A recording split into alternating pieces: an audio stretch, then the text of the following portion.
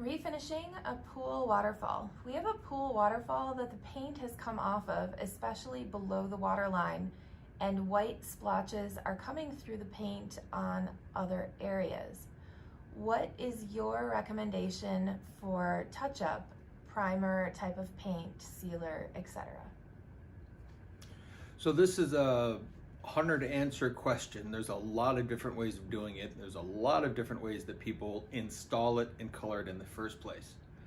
But here's the simple answer that I would recommend. Is the white that's coming through is called efflorescence. And that is a byproduct of water leaching through concrete and pulling the calcium out. And as it pulls it out, it stains the surface.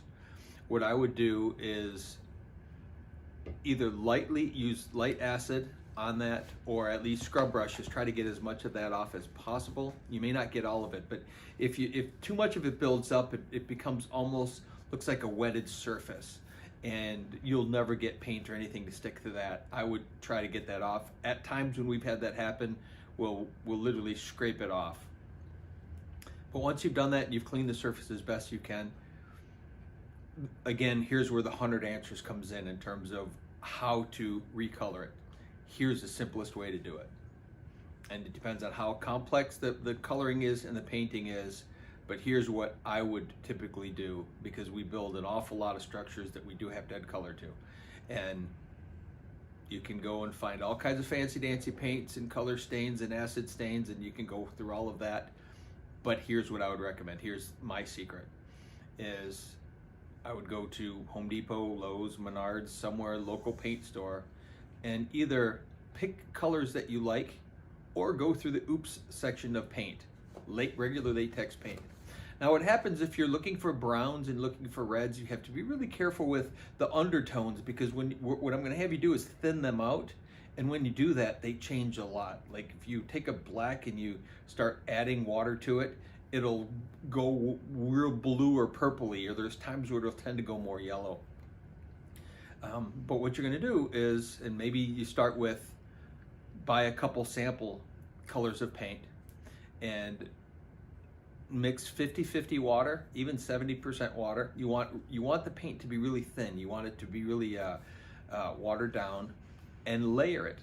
You either use a sponge, use a spray bottle. A lot of times if it's a big surface, we'll do a spray bottle. Sometimes you can use a paintbrush, combination of both, and just layer the paint up. Do it. You might need to do it 3 or 4 or 5 or 6 or 7 times.